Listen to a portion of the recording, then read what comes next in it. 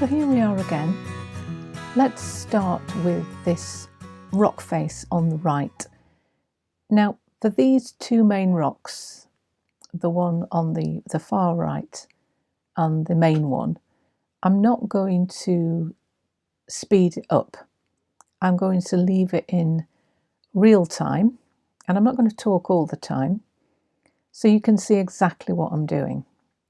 So I've wet it first, and I've wet a bigger area than I need. So I've not just wet the rock, I've wet a good 2 centimetres beyond it at the side and the bottom. And now I'm putting on a little bit of the orangey, yellowy colour here for the highlighted areas, for the areas that are in the sun. So you put those on first. Now you make sure you've wet it enough so it gives you time to put all the other colours on.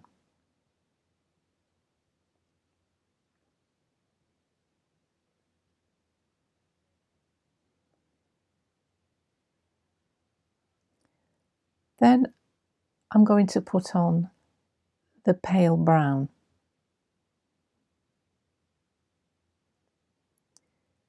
Now, as I'm doing all of this, you probably think, well, actually, it's not exactly like the photograph. Well, that's fine. I'm not trying to be a slave to the photograph. As long as it looks okay, basically, I stop looking at the photograph eventually, and I just work with the watercolour.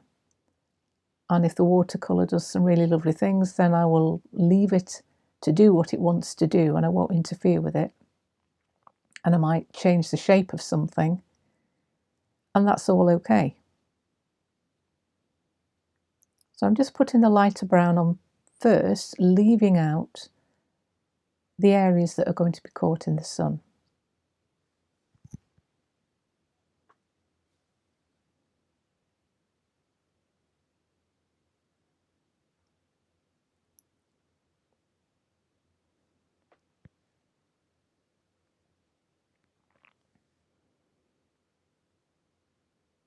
That's a little bit too much on there, so with a damp brush I'm just lifting a little bit off and keep wiping my brush on a tissue.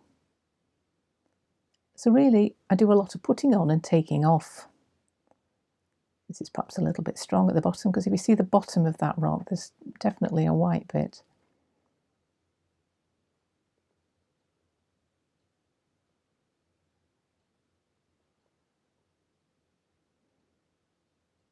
So I take my time and I do it in layers from light to dark.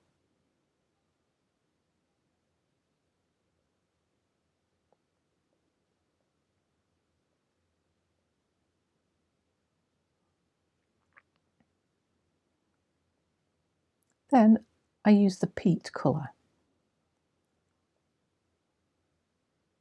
and start to put in some of the areas that are in definite shadow.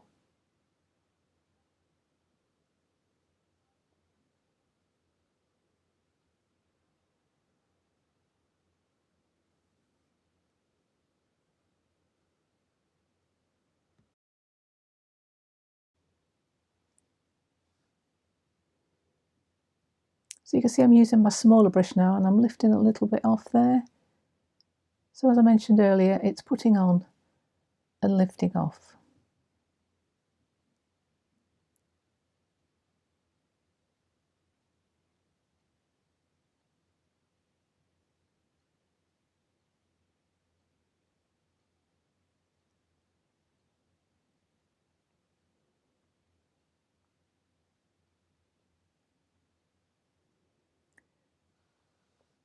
There's no quick way of doing this, so just make sure that you're not going to have any interruptions. And because once you start this, because it's all done on wet, you can't stop, otherwise you miss your moment and you'll have all sorts of difficulties then.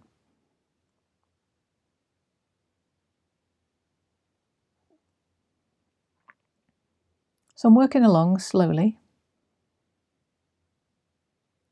doing little bits at a time, but I'm also aware of the bottom of the cliff face, which I want to be soft, as though there is splashing water along that bottom edge. And that's going to be a theme that runs through the whole picture.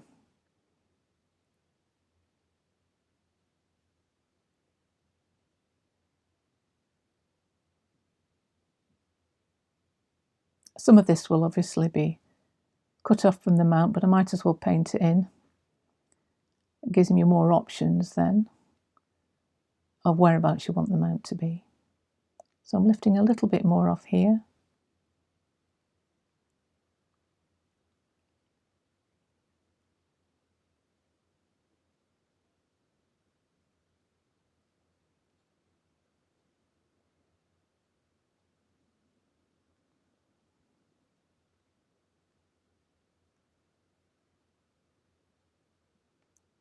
So I'm just going to do a bit on this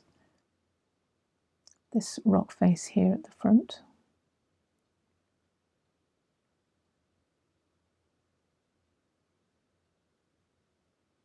And sometimes you do something and you think, oh, that doesn't look right, but actually when it dries, it does. Now I'm using my black. I still want this rock face to be lighter than the one that's coming next, but it still needs some black in there.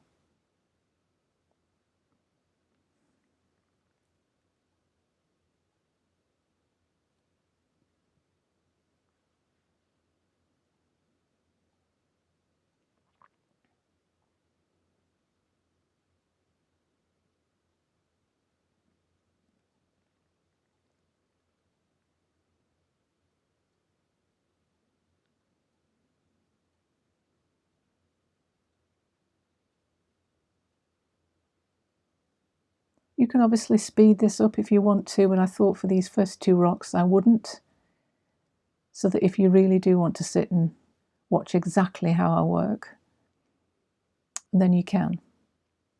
As I get further on into the picture, I will speed it up because it's just more of the same.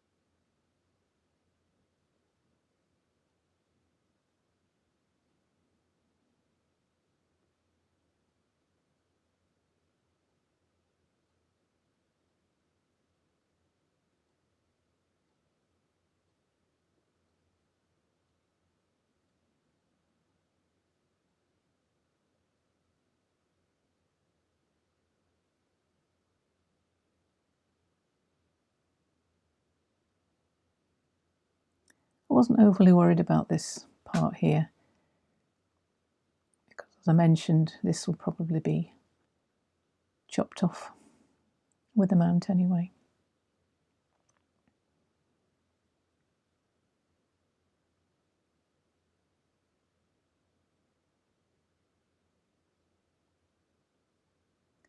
Sometimes you have to keep going backwards and forwards because things need time to dry a little bit. You need to sort of put things on damp.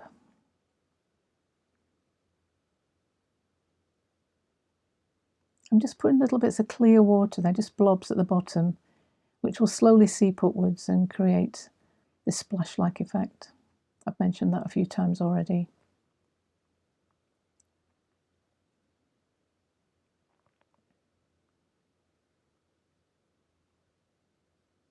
And what I've noticed is that that light area there isn't the right shape. So I need to lift off quite a lot more. So you sort of use a damp brush and you keep wiping it on a tissue.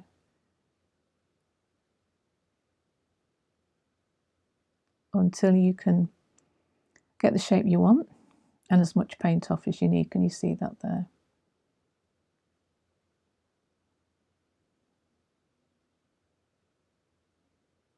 That's looking better already.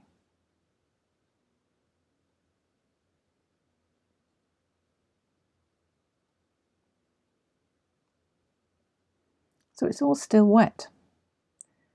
So it is important that you put enough water on to start with. You obviously don't want it like a big puddle, but you need it wet enough so that you've got time to do all of this. You've got time to work on it. Put stuff on, take stuff off before it's dried. And then you can put a few little bits of detail like cracks and rocks in there. Don't overdo this. Being a trained illustrator, I used to put every crack and in every rock and all the rest of it, but you don't need that. You only need just enough information for the brain to fill the rest in. It took me quite a long time to learn that you don't need to do every single bit that you see. Leave a bit to the imagination.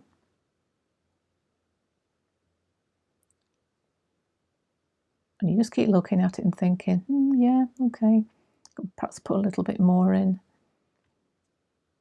It's so tempting just to overdo it.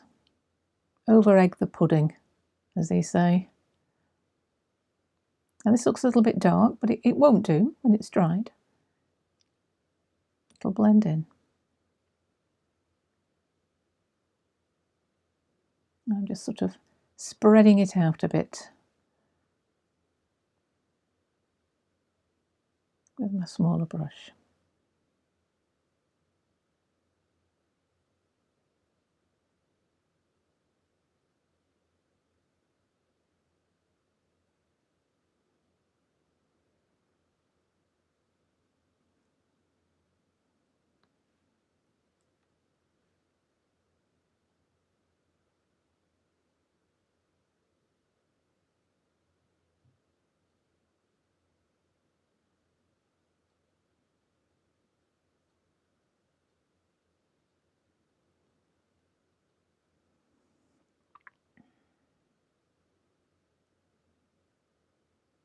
You're probably thinking, oh, just get on with it. But this is the process. So it's interesting for you to see. I'm just putting a little bit of colour on there because it's too pale. And the shape of my rock is different to the shape in the picture, but that's okay.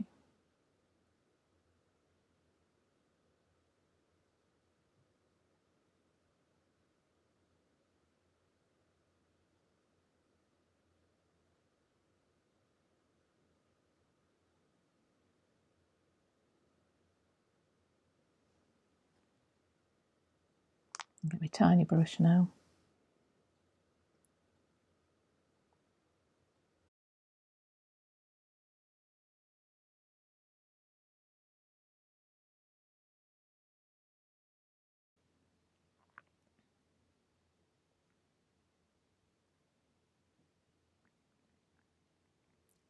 So I'm just working along, doing little bits, and it's still not dry.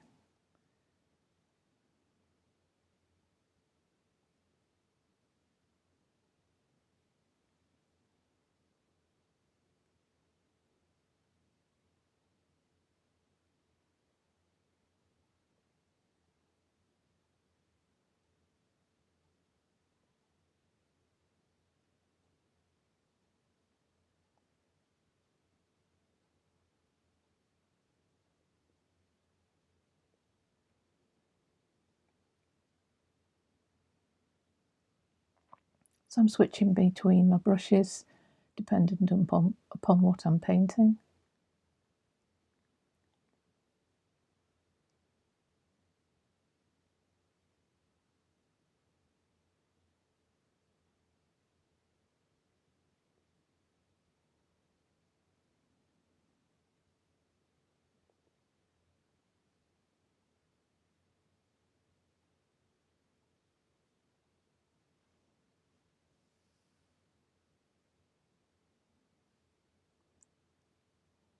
And just softening some lines as you go along.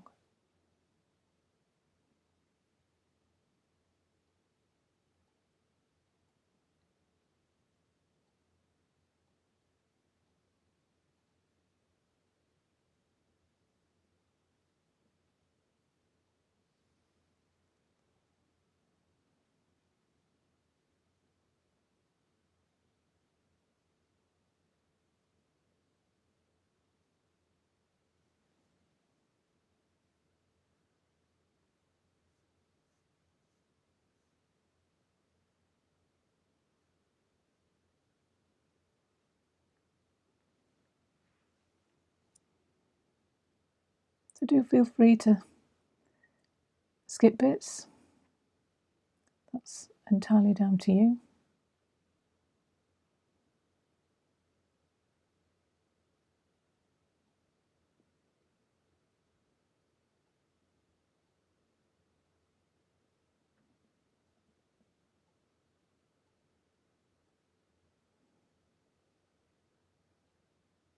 I do a lot of fiddling, don't I?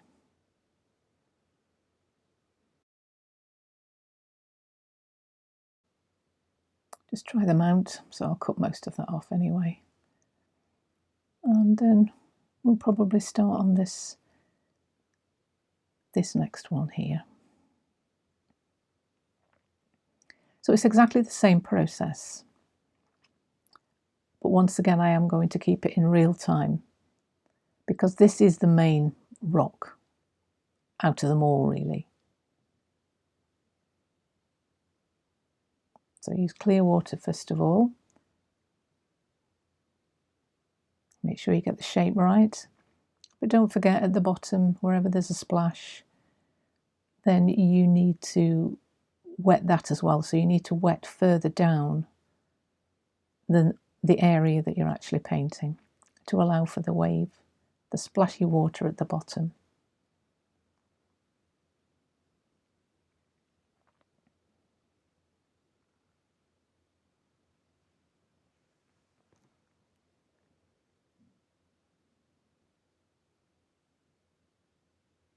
And then using the light brown again.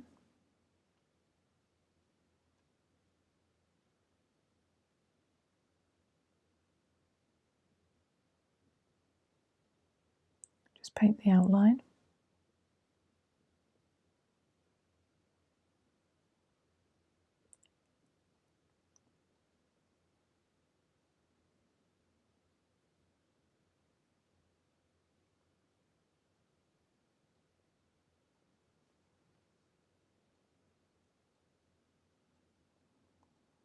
You can change the shape of your rock as you go along, if you want to.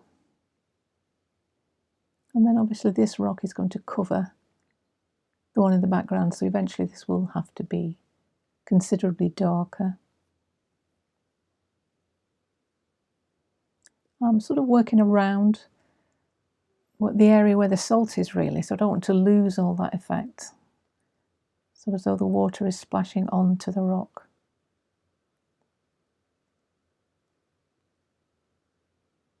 So you do have to be aware the whole time, thinking, oh yeah, I must leave some gaps because there's the water splashing. I mustn't paint all the way. Mustn't paint the whole thing. So it's quite a bit of concentration.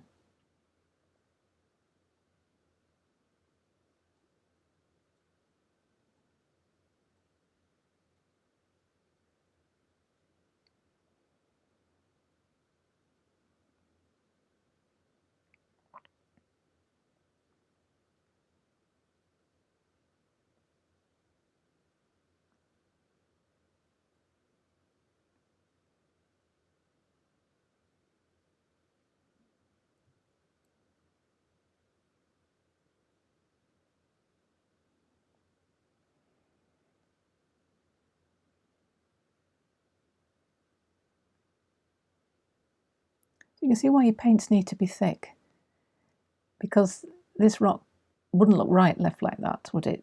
Lighter than the one behind, your tonal perspective would be completely out. And if your colours are not thick enough, they're not dark enough, and they dry and really insipid. So that's why they have to be the consistency of single cream.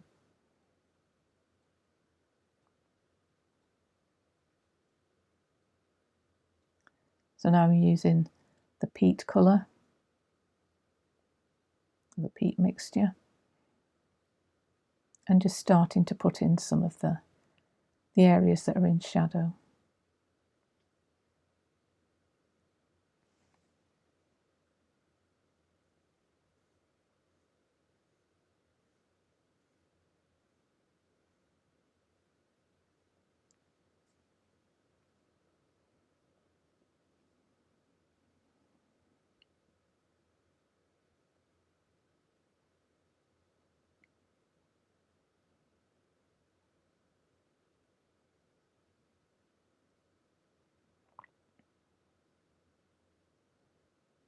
make that nice and dark.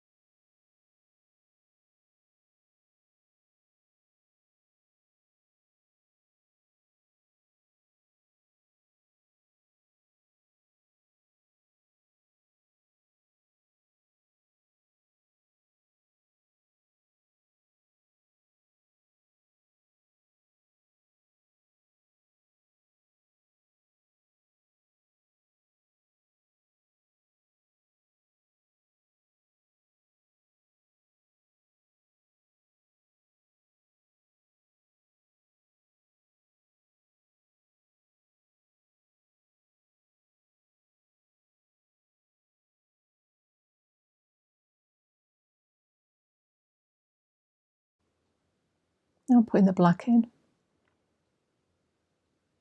particularly along this right hand edge, the side of the rock that's facing away from the sun.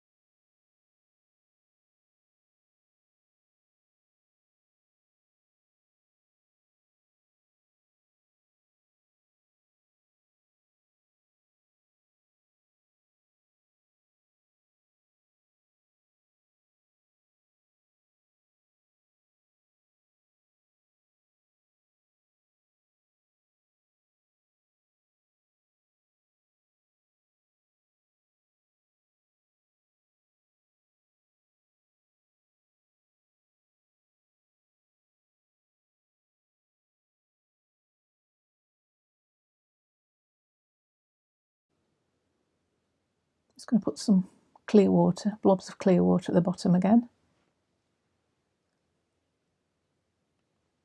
because that will soften that bottom edge even more. You can lift little bits off.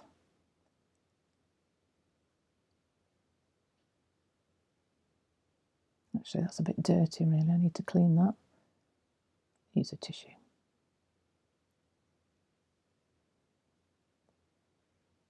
But I'm pushing clear water up into the rock,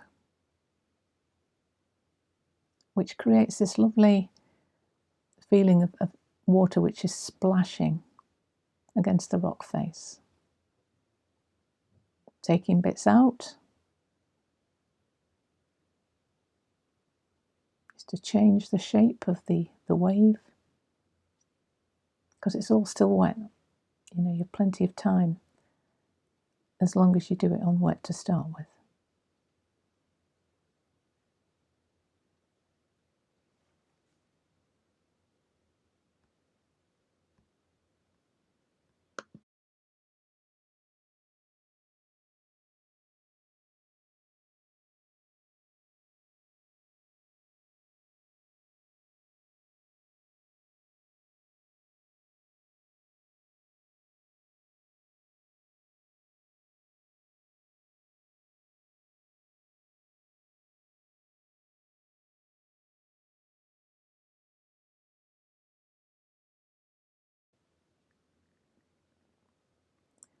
And then add a bit more salt. Now you'll find when you sprinkle the salt on, and as it begins to dry, it will take time. In some areas it'll go back to pure white, you'll get little white speckles, but in others you'll get like pale blue ones. Depends on what colour paint it's been put onto, but they're all beautiful. And then with a very fine brush you can start putting little bits of detail on. Now it's really important that you do it on damp and not on dry paper. Otherwise you'll have like all these little weird lines and it won't look realistic.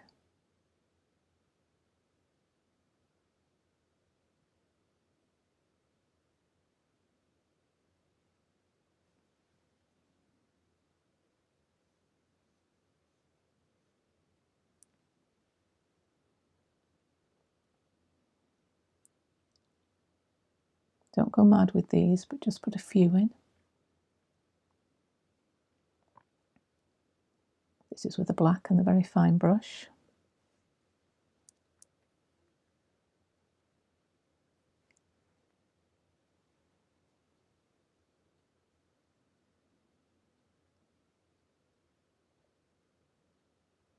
I'm not even looking at the picture now. Sometimes the way the paint dries sort of tells you what to do. It gives you lots of lovely shapes that you think, oh, I'll just enhance that.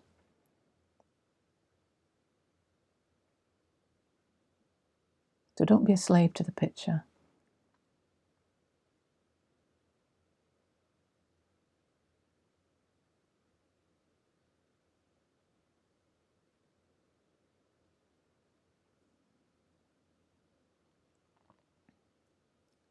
And you can see how it stands out against the cliff face on the right. The picture begins to make sense.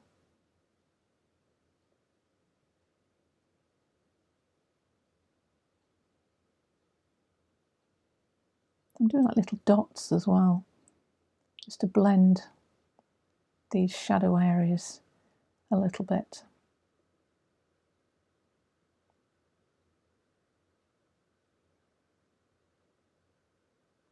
So that's what it looks like so far.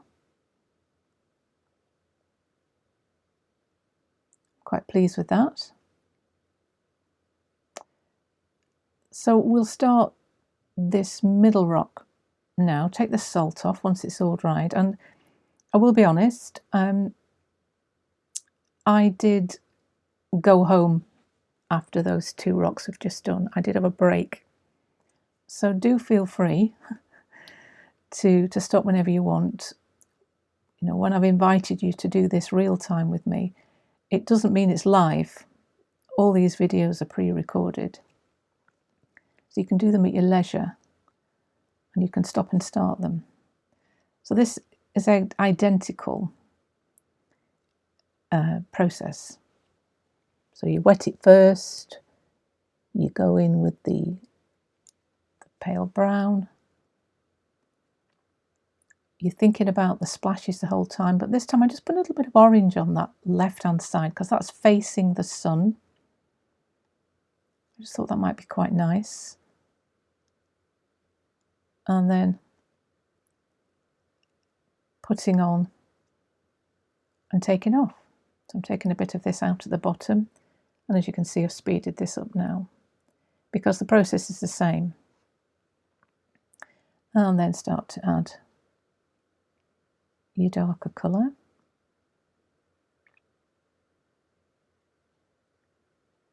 This is the peat. But the whole time I'm thinking about that big wave on the right that's splashing against these rocks.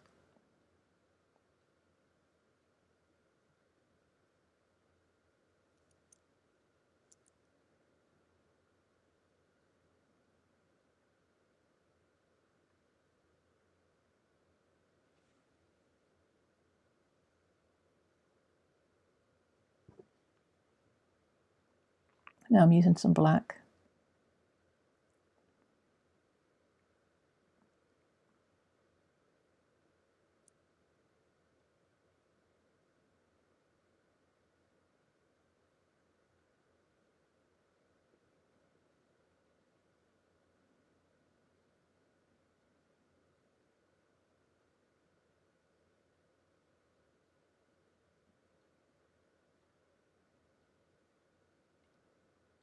I'm using the black and the brown, I'm using all the colours really.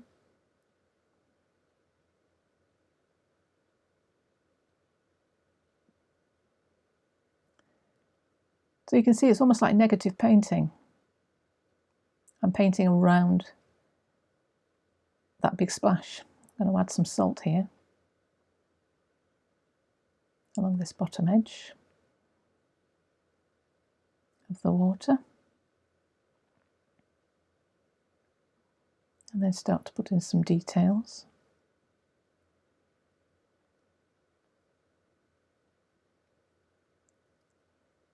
Now remember I said don't do it on dry. If I just showed you on here, this is dry. So if you started putting cracks on, they wouldn't look right. They would just look like lots of wiggly lines everywhere. And then what you try to do is you try to sort of soften it with water.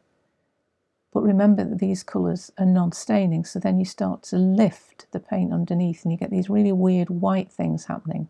You might not be able to see that brilliantly. But as it dries, it's just a mucky mess. And it's totally overworked.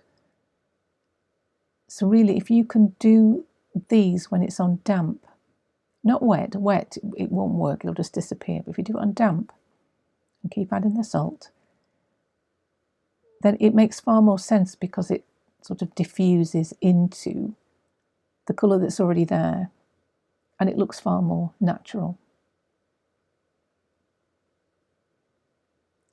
So it really is like watching paint dry. You have to sit and wait until the paint is at the right stage. I'm pushing some clear water along this edge now to create more of a splash. And now I'm going to do this final one. Now I'm going to make this side considerably different to the photograph. I'm not going to do all those rocks on the left. I want to have more water in the corner, so we can use some cling film on that or plastic wrap.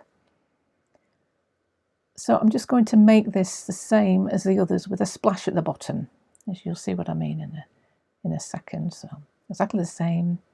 Wet it first, a bigger area, and where you're going to put your colour.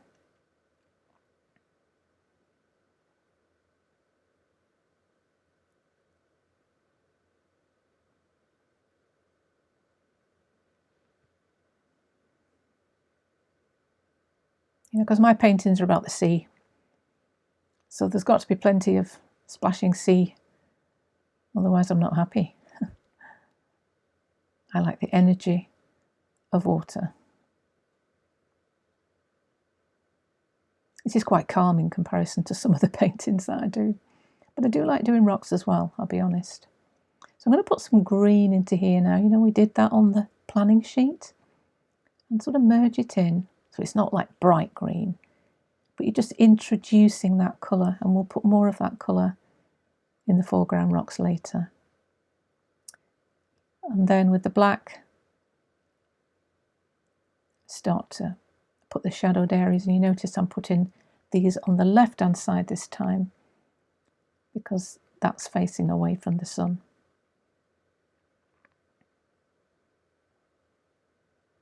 I mean, they're both very much in silhouette anyway, but I'm going to put more on the left than on the right. I'm thinking about this splash at the bottom the whole time.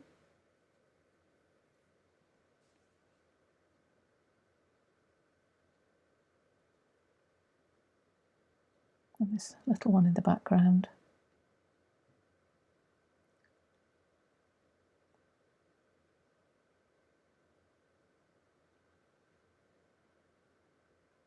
I'm going to lift a bit off there. Get some light areas.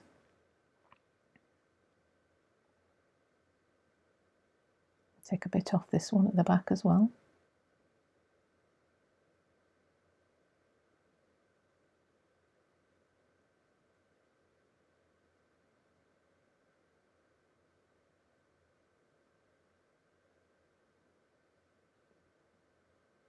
So I'm just taking a bit more off because it's definitely lighter on this side.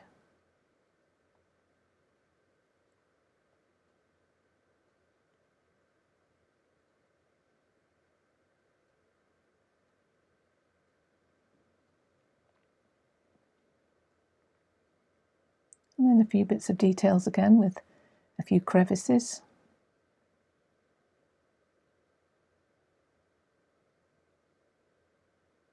Working around the splash. Don't overdo it.